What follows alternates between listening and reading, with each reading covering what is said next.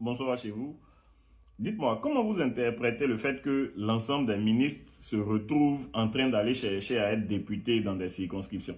Comment vous comprenez ça? Comment vous interprétez ça? Pour moi, la chose est simple.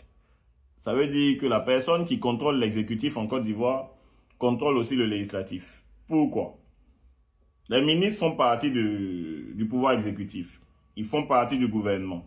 Quand les gens du gouvernement se retrouvent à l'Assemblée nationale comme députés, il y a un changement de pouvoir là. Il y a un changement de rôle.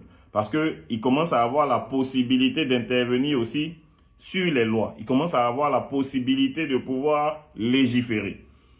Bon, ils ne peuvent pas siéger. Vous allez me dire, ils ne peuvent pas siéger. D'accord, mais quand ils ne siègent pas, qu'est-ce qui se passe? Ils envoient un suppléant. Le suppléant, en général, c'est une caisse de résonance. Le suppléant, c'est la photocopie directe de la personne qui devait être là en temps normal. C'est les mêmes idées, c'est les mêmes pensées, c'est les mêmes idéologies. Donc, autrement dit, les ministres qui sont au gouvernement ont leurs suppléants dans l'Assemblée nationale qui les représentent, qui parlent pour eux, qui respirent pour eux, qui voient pour eux, qui entendent pour eux. Donc, l'Assemblée nationale étant à connotation majoritaire RHDP, ça veut dire que le président même de l'Assemblée nationale va sortir forcément du RHDP. Or, le président de l'Assemblée nationale, il est le chef du législatif. Donc, si la connotation est déjà trouvée, ça veut dire, si on continue, que le président de la République contrôle aussi le législatif. C'est aussi simple que ça. Alors, si on continue plus loin, comment on obtient, comment on nomme, comment on devient président de la Cour suprême? Ça se fait par décret présidentiel, par nomination. Donc, ça veut dire que le président de la République aussi, il nomme le président de la Cour suprême. Alors que dans le principe de la démocratie, c'est justement pour pouvoir éviter qu'une personne détienne la totalité des pouvoirs ou bien trop de pouvoirs, que les pouvoirs sont séparés, que le législatif est indépendant, que le judiciaire est indépendant. Mais avec un système comme ça, à quel moment on obtient l'indépendance? Maintenant, on est dans un pays où, quand tu marches, on t'enferme. Pour marcher, il faut demander la permission. Si ça ne leur plaît pas, tu n'auras pas la permission de marcher. Ça dépend donc du sujet. Quand tu cries un peu fort sur les réseaux sociaux, tu peux être taxé d'insurrectionniste. On va t'enfermer. Et donc, dans un tel pays où les gens doivent aller voter, ils ne sortent pas voter. Les plus disciplinés, ce sont les militants des partis politiques qui, eux, ont tout compris. Ce sont les mêmes qui sortent tout le temps voter parce que c'est le mot d'ordre de leur parti, ce sont les consignes de leur parti. Et ceux qui sont censés faire la décision, qui sont censés venir bousculer tout le système, on leur parle, ils restent à la maison.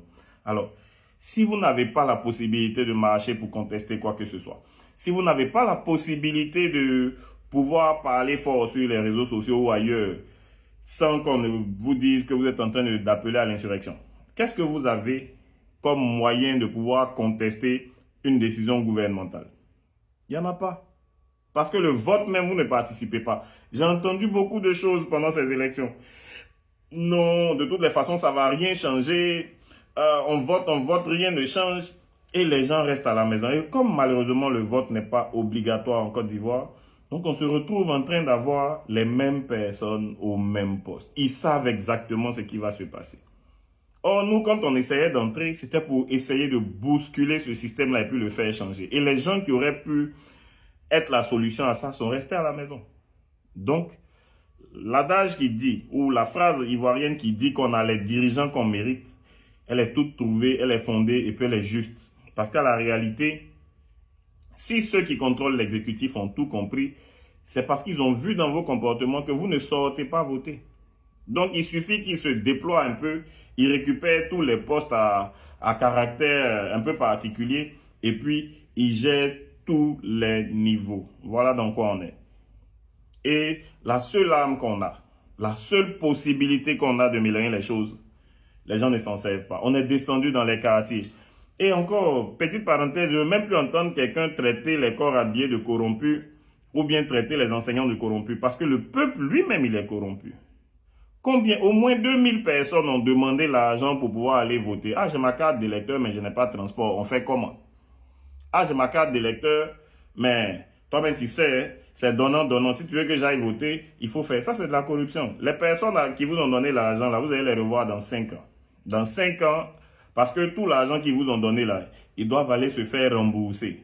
Donc, comme les autres ne donnent pas l'argent, ils auront 100 voix, 150 voix, 200 voix sur 217 000 personnes. C'est-à-dire qu'on a environ 25 000 personnes qui sont allées voter. Et puis, 250 000 sont restés à la maison sans aucun prétexte, sans aucune raison, simplement parce que vous n'avez pas compris que voter, c'est notre décision. Voter, c'est notre pouvoir.